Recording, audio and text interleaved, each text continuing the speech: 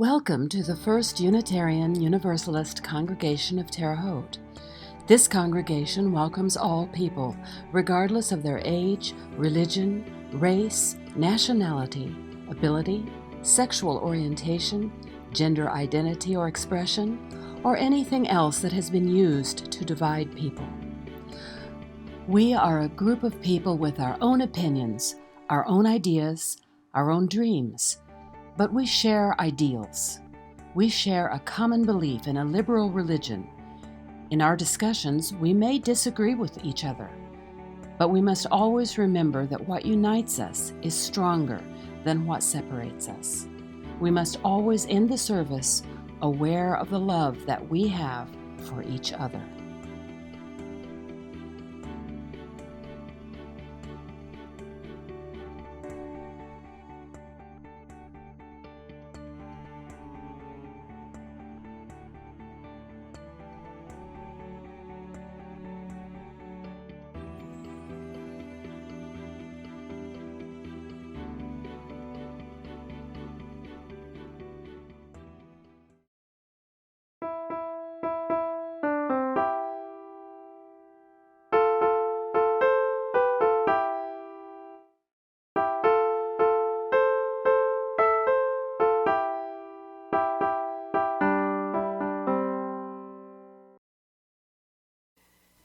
Very fitting for today's service. It is our second principle.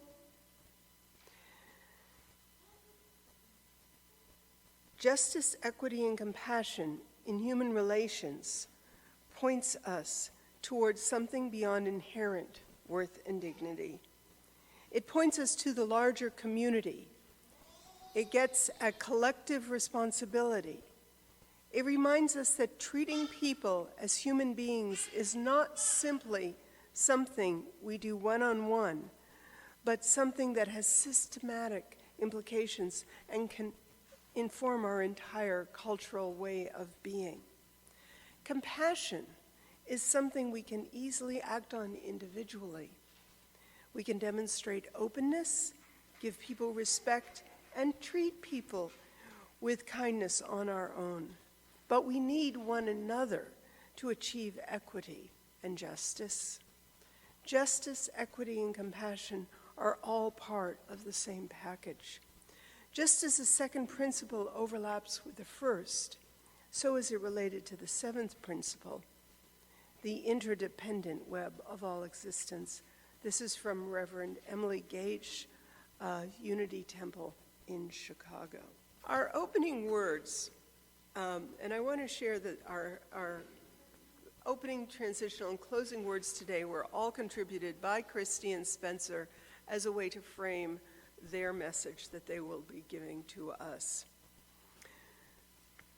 So this first, there are two parts to this. The first is from Judy Endow, from her, I assume her book, Painted Words, Aspects of Autism Translated.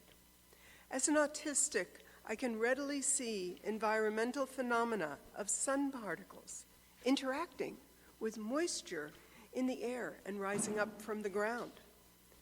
I thought of these things I could see as sun sparkles and world tales. And then from Dr. Stephen Shore, vibrant waves of sequenced patterns emerged in my head whenever I looked at musical notes and scores.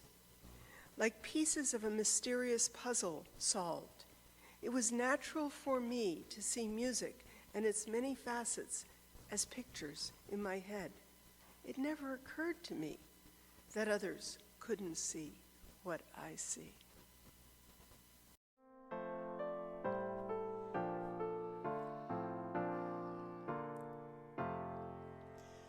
Makes a bridge from heart to heart and hand to hand. Love finds a way when lies are blind and freedom banned. Love breaks the walls of language, gender, class, and age. Love gives us wings to slip the bars of every cage. Love Love lifts the hopes that force and fear have beaten down. Love breaks the chains and gives us strength to stand our ground. Love rings the bells of wanted birth and wedding day. Love guides the hands that promise more than words can say. Love makes a bridge that winds may shake yet not destroy. Love carries faith through life and death to endless joy. The title of it is Welcome to Holland by Emily Pearl Kingsley. I am often asked to describe the experience of raising a child with a disability, to try to help people who have not shared that unique experience to understand it, to imagine how it would feel. It's like this. When you're going to have a baby, it's like planning a fabulous vacation trip to Italy. You buy a bunch of guidebooks and make your wonderful plans. The Colosseum, the Michelangelo, David, the gondolas in Venice. You may learn some handy phrases in Italian. It's all very exciting. After months of eager anticipation, the day finally arrives. You pack your bags and off you go. Several hours later, the plane lands. The stewardess comes in and says, "Welcome to Holland." Holland, you say? What do you mean Holland? I signed up for Italy. I'm supposed to go to Italy. All my life, I've dreamed of going to Italy. But there's been a change in the flight plan. They've landed in Holland, and there you must stay. The important thing is they haven't taken you to a horrible, disgusting, filthy place full of pestilence, famine, and disease. It's just a different place. And I've been to both of them, and they are very different. So you must go out and buy new guidebooks, and you must learn a whole new language, and you will meet a whole new group of people who you would never have met. It's just a different place. It's slower paced than Italy, less flashy than Italy. But after you've been there for a while, you catch your breath. You look around.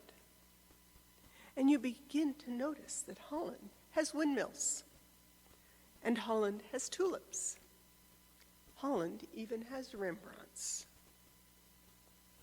But everyone you know is busy coming and going to Italy.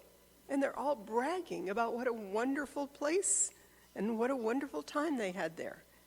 And for the rest of your life, you will say, yes, that's where I was supposed to go. That's what I had planned. And the pain of that will never, ever, ever go away, because the loss of that dream is a very, very significant one.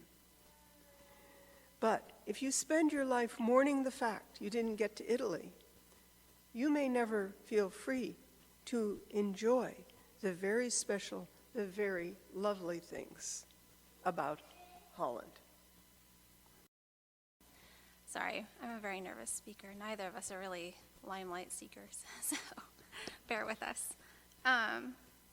First of all, thanks for coming and listening to our experiences, and we hope the information that we give and the way that we frame our experiences are educational and impactful for all of you.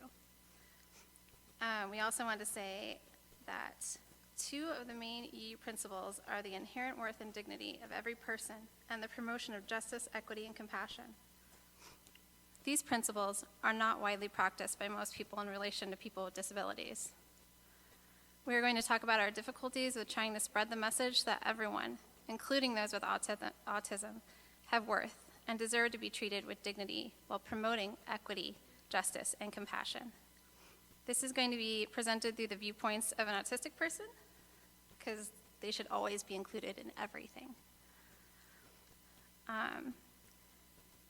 And a parent advocate of an autistic person. While talking about the struggles regarding issues involving autism, there will be some negative experiences discussed. This isn't venting, but it illustrates the injustice and oftentimes disdainful treatment that this population is given. The difficulties are discussed respectfully, sympathetically, and with the view to making the world better and more compassionate for people with autism. That's our little disclaimer. And we're going to go ahead and start off by playing a video. It kind of gives a little positive summary of what autism is, but also what a person with autism might go through, and also kind of different ways that people can help a person with autism. The video is called Amazing Things Happen. My son Lincoln is almost 6 years old, and he has autism. And you'll see my background. It's written in the intro in your order of service, my education, my most recent actual outside the home work experience. But the reality is I've always worked with people with disabilities. I've always had them in my life.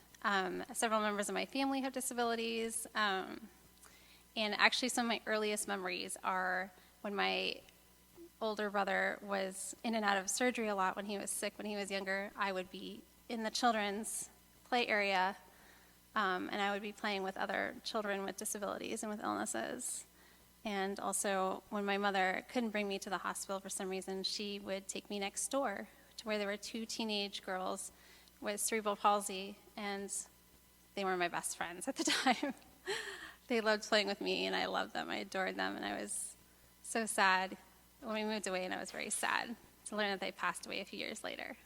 And I mean, since then, I've worked as a camp counselor. I've worked in a state facility. I've also been companions to people with disabilities, anywhere from cerebral palsy to autism to bipolar disorder. So I just want to give a little bit of my background. When Lincoln was about 1, I noticed that he was a little behind on the developmental curve. He was within what was considered typically developing, but had seemed to slow down in his achievement of milestones. I decided to work with him to catch him up before outside intervention was needed. Over the next few months, I noticed that he was losing age-appropriate skills soon after acquiring them, having trouble transitioning from activity to activity, and he wasn't adjusting to bath time and didn't seem inclined to speak. He started walking right before 16 months, and Lincoln would walk laps in our hallway in groupings of 3 or 5. I just dismissed this data as me looking for things to worry about. Maybe it was the shape of the hallway, or just when he started to get tired, that caused him to always end in 3 or 5 laps. Then at about 16 months, he started using echolalia in times of distress. Echolalia is a hallmark of autism. It's a type of repeating, and there are different types of echolalia, but overall it's a type of repeating without meaning to, and it usually has an emotional comfort for them. When he kept repeating animal noises in the same sequence as a comfort mechanism, my heart skipped a beat. There were sure signs of autism. Nathan and I had to sit down and have a serious talk.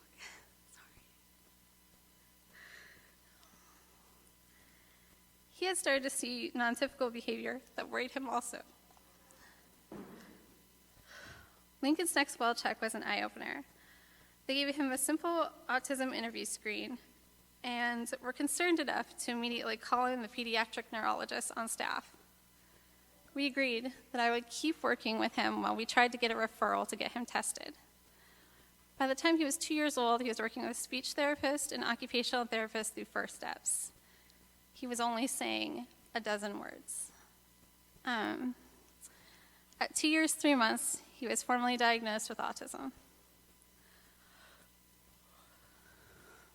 The next year was a difficult learning experience for me, as well as my husband. Navigating insurance, coordinating therapies, telling people we were all new and frustrating experiences. Informing people was probably the hardest. I could see the change in attitudes towards Lincoln when people were informed of his diagnosis. They either dismissed him and tried to treat him as furniture, or they treated him like he was our pet, something to just coo over because he was there and cute and couldn't possibly understand them. Lincoln is very perceptive of others' actions and attitudes towards him, and he started to withdraw even more from those who treated him differently in a negative way or acted out to seek more negative attention. My parents had known what I was thinking, and when visiting during Lincoln's second birthday, they agreed that he needed to be tested and tried to be more accommodating of Lincoln's sensory issues, which seemed to be growing by the day. My mother accepted his diagnosis right away, and my father passed away, loving his only grandson as he is. My in-laws were the opposite. When I told them shortly after his diagnosis, there was flat-out denial and hurtful things said to me. This hurt because it felt like they were refusing to accept Lincoln now that there was a diagnosis. He was the same grandson, but now he had a label and the ability to get services and Medicaid to help pay for those services. They were still in denial over the next months of visits. They refused to accommodate his sensory needs or adjust the house rules so that they could apply to everyone in a sensible way. They frequently forced touch and tried to force aversive activities on him. These instances caused a lot of frustration and stress for our family. Nathan had to tell his brothers and their wives, as his parents wouldn't talk about it. It wasn't until Thanksgiving and Christmas get-togethers that year that they started to come out of denial.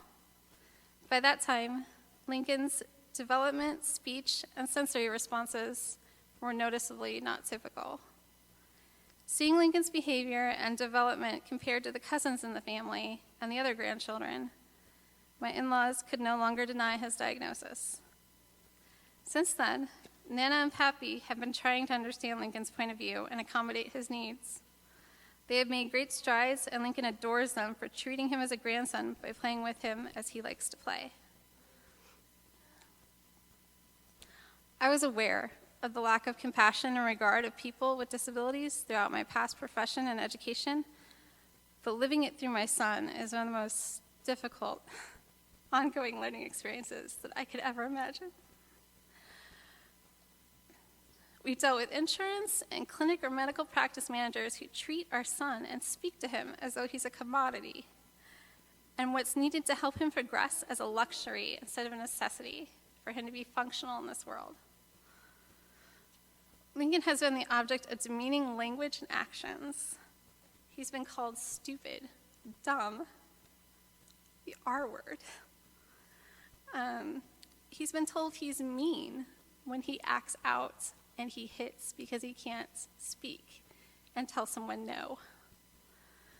I've also was attending a family party, and an older woman said to me, "It's a shame about your son. At least he's cute. It's too bad he's slow." I never wanted to hit a 90-year-old woman more in my life. People refuse to look him in the eye, or even look at him in general. People insist on touching him, even when he shies away, or I explain that he doesn't like to be touched. They try to make Lincoln react or speak by harassing him, and this I've noticed is more from other children than adults. They'll go up and roar in his face. They'll go and pull his hair just to get him to react because he doesn't speak to them and they don't understand that. Lincoln has been denied access to the same experiences other children have because of his responses to sensory input. We've had to pay for alternatives so that Lincoln can have the same experiences. In preschool, they wouldn't have him go to the art class, so we had to pay for a separate pottery class for him. We've had to pay for a separate music class because they wouldn't admit him. We've also had to pay for tumbling separately because he can't be in the classes. He's too big to be in the baby classes, but he doesn't listen and understand well enough to be in his age group classes. Those are the reasons that are given to us. Nathan and I have fought tooth and nail for Lincoln to be treated with respect and dignity, while also have the same or similar experiences as other children. It makes us angry, and I have on more than one occasion asked a clueless adult, "Do you realize how difficult my child with autism finds this? I hate that my child struggles in a world that is opposite of what he needs." The time and frustration of engaging in dialogue is worth it when a receptive person gets it and changes their behavior, speech, or attitude accordingly. So far, these receptive people are outnumbered by those who wish to stereotype or refuse to change the offensive action because it's inconvenient for them. Nathan and I complain about the lack of sleep, the messes, and meltdowns, as most parents do. Our lack of sleep, though, is due to an almost 6-year-old whose brain is so busy that he must take medication to get at least 8 hours a night so his physical development isn't negatively impacted. As tired as we are, Lincoln is more tired and frustrated that he can't fall asleep or stay asleep on his own. He makes messes because he is either curious or he can't always control his need to seek positive sensory input. He'll spray cleaners where they're not supposed to be sprayed because he loves that. He loves watching the mist. Grinding slime into the couch, that's my personal favorite. Making puddles, just, pouring his liquids out onto different surfaces to see what happens. Especially when his sensory needs haven't been provided for in an appropriate way by teachers, therapists, or us that day. Meltdowns happen when he is overwhelmed by negative sensory inputs, like pain on his hands, harsh lighting, gosh forbid we accidentally eat a tomato, crowds, or unwanted touch. Meltdowns also happen when he can't communicate his wants or needs. He has a significant speech delay. Meltdowns are very different from tantrums. When any person is having a meltdown, they don't have control over their response to it, and it only stops when the person is worn out or there is a change in environment. With a tantrum, it stops when the person gets what they want or realizes they're not going to get what they want. Our parenting experience is the same, yet vastly different from those who have typically developing children. Parents of typically developing children don't have to help their child navigate a world that is not accommodating for them and can be even overtly hostile towards them. Nathan and I have learned to laugh and cope through intense difficulties and sleeplessness, so we can support Lincoln while joyously celebrating every little bit of progress and achievement he makes. Despite his struggles in a neurotypical world, Lincoln makes monumental progress towards speech. He can now sing clearly. He can say short sentences spontaneously. His motor skills, he can write. And he's learning how to play t-ball in our backyard. And he can throw a frisbee. And now he can do age-appropriate puzzles. He's learning how to make toast. He's learned how to help with laundry. And he's definitely learned how to turn on a microwave, which has caused us to invest in fire extinguishers. And as far as learning, he loves it. He loves going to full-day kindergarten in the functional classroom. He's learned his alphabet, and he's learning his letter sounds. He can count to 30 by himself. He identifies numbers 1 through 15. Oh my gosh, and this kid loves shapes. He can tell you what a hexagon is, a trapezoid. He can tell you what a nanogon is. I don't even know what that is. And he's learned all of his basic colors, is now learning to differentiate shades of colors. He is so mischievously smart, and all of his teachers and therapists comment on it. Lincoln sees the joy in things we take for granted. He can study sunlight filtering between the leaves of a tree for an hour, touch bark, and laugh at the roughness. He loves to touch the clothes dryer to feel the vibrations. He listens to piano music with a smile. And he loves to conduct little science experiments. He'll repeatedly close a door to test how much force it applies until it bangs shut. Or as we saw at the campfire, he will throw things in the fire to see what burns the fastest. And he studies the different weaves of fabric that everyone in the room is wearing to discern the softest. And then he'll usually sneak up to you and touch it. How can we ensure that others with autism are treated with compassion? How can we encourage justice and equity towards people with autism? Here's a checklist of questions I use to try and make sure that I'm treating my son as a person with worth and dignity. Do I accept my child as he is? Do I treat my child with respect, empathy, and patience? Do I encourage my child's interests? Do I listen to my child's verbal and nonverbal communication? Do I explain my reasoning for doing something? Do I give my child choices whenever possible?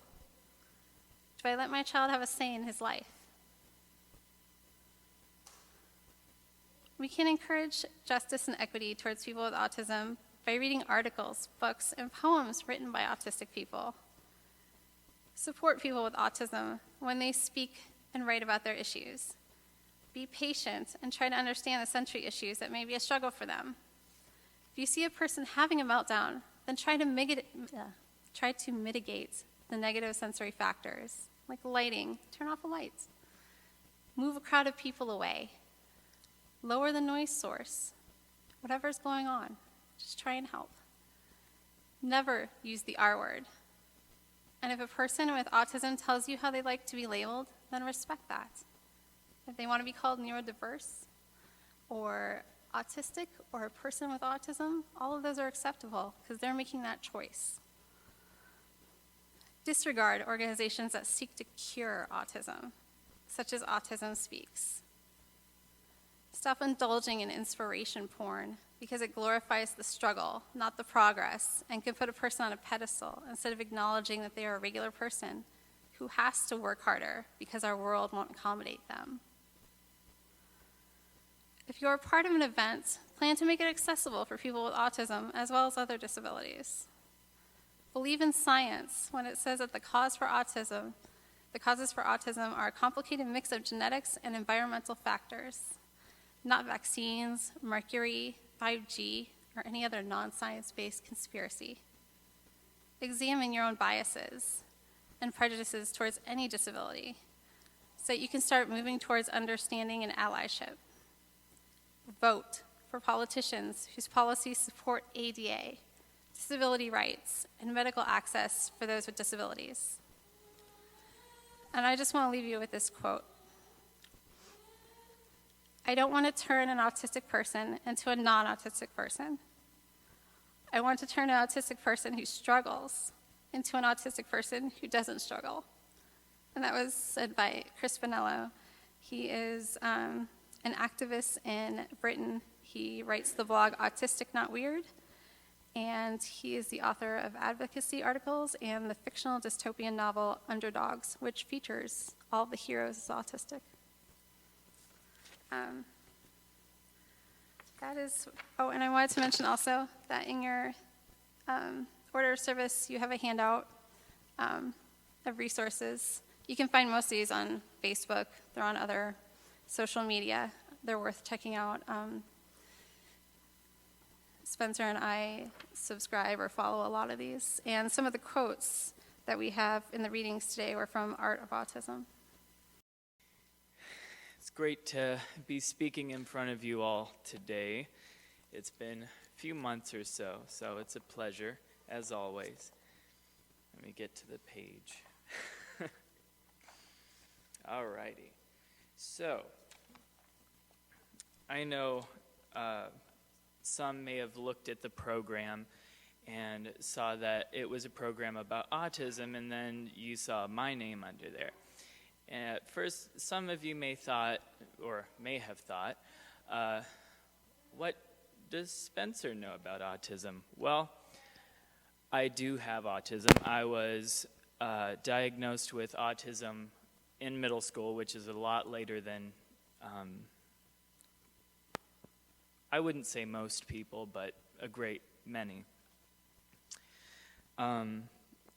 But that came about because my 6th grade homeroom teacher, she saw that something was just a little bit different, and she wanted to have it addressed so that I could function well in the middle school environment.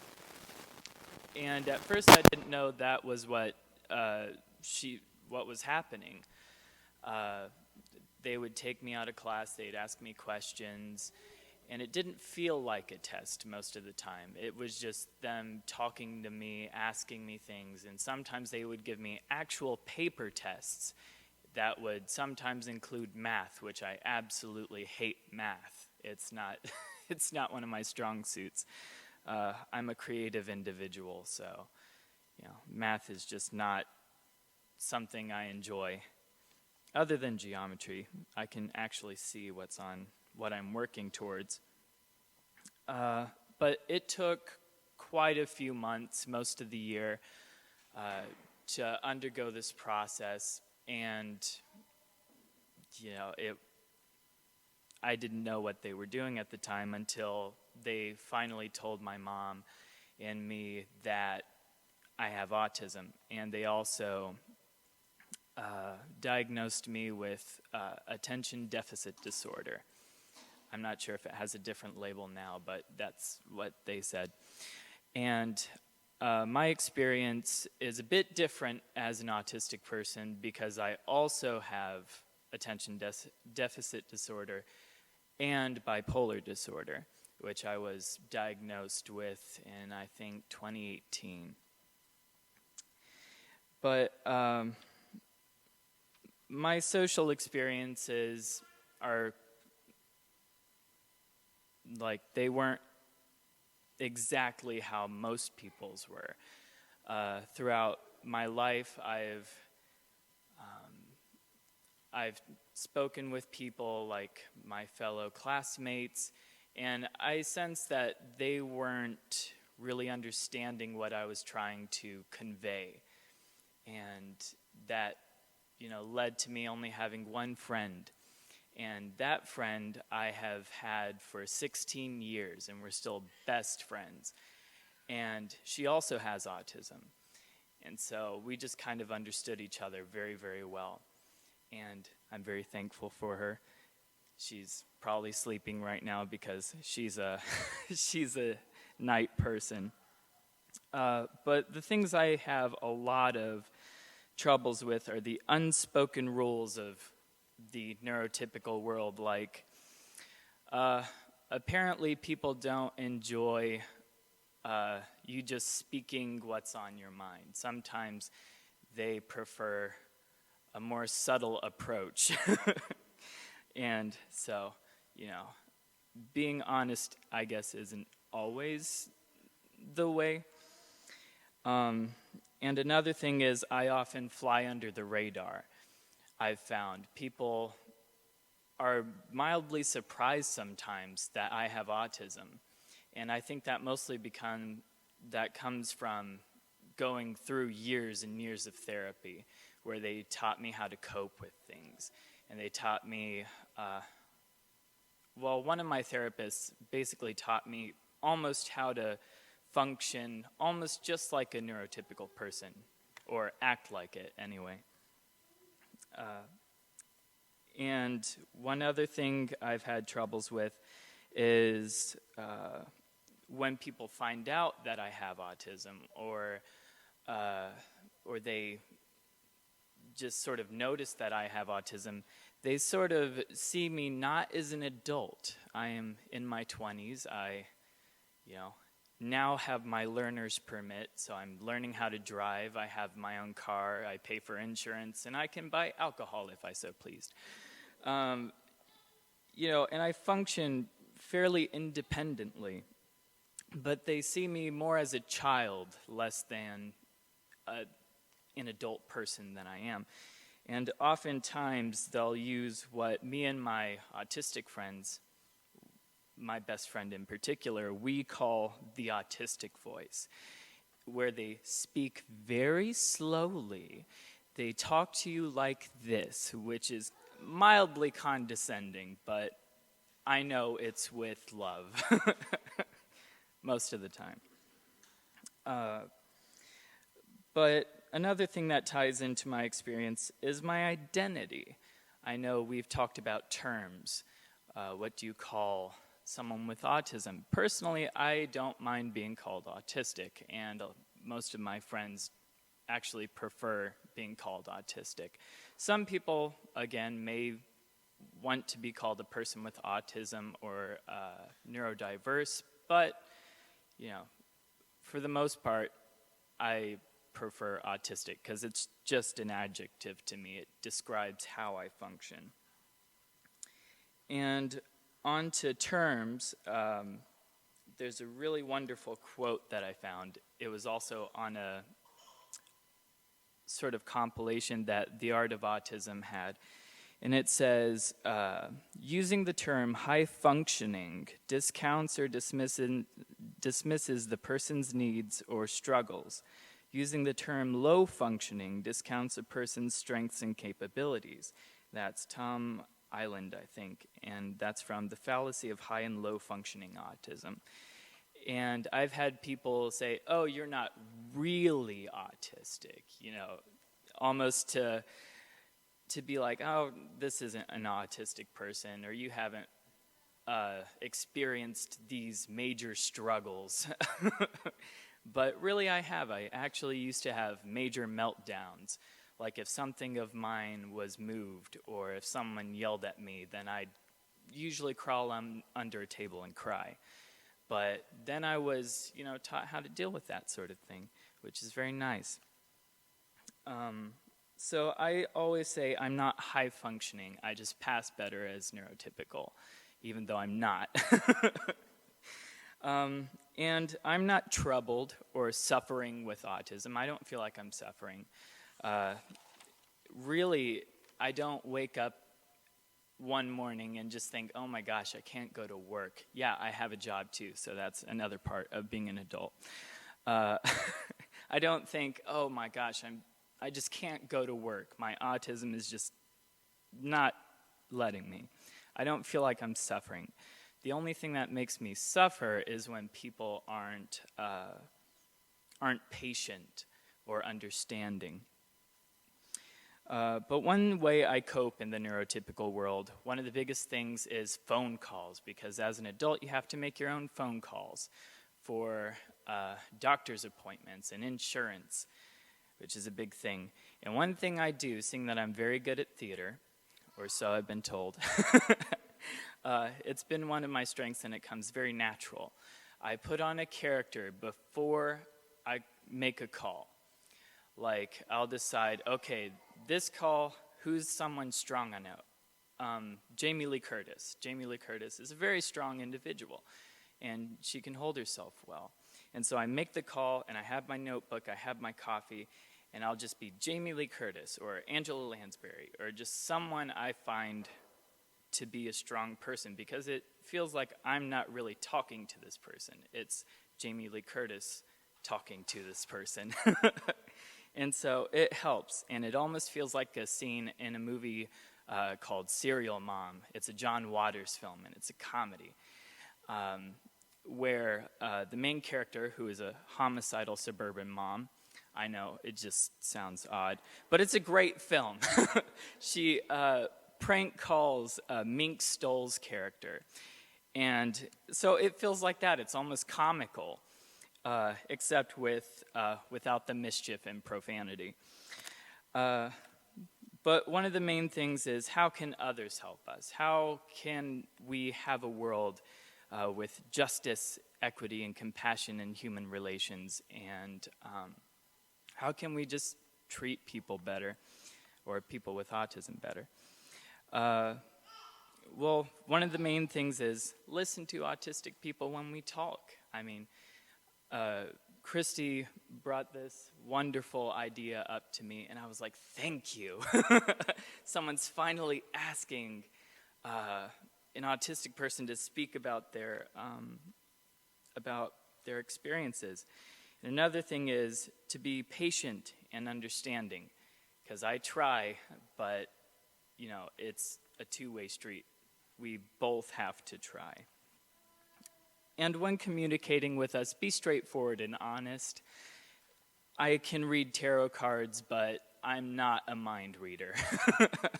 So just be very straightforward and honest, because I can't know if you're not. I can't tell what your face is doing, what your hands are doing, all these other subtleties. It's like reading Emily Post's book on etiquette. I just don't understand it. And mainly just support us and elevate our voices, much like Christy did, when discussing issues that concern us, because we know what we need better than, well, mostly anyone, because we live with our brains, we live in these bodies, so, I mean, we have a very personal experience. So I thank you for letting me speak and listening to me probably ramble.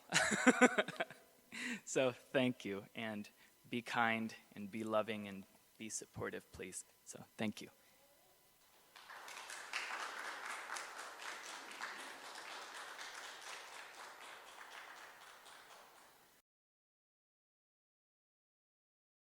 Closing words, again, are a gift from Christy. 2 parts. The first by Naoki Higashida, The Reason I Jump. Although people with autism look like other people physically, we are in fact very different. We are more like travelers from the distant, distant past. And if, by our being here, we could help the people of the world remember what truly matters for the earth, that might give us quiet pleasure. And this next part by Bill Wong, an autistic occupational therapist. For autistic individuals to succeed in this world, they need to find their strengths and the people that will help them get to their hopes and their dreams. In order to do so, ability to make and keep friends is a must. Among those friends, there must be mentors to show them the way. A supportive environment where they can learn from their mistakes is what we as a society needs to create for them.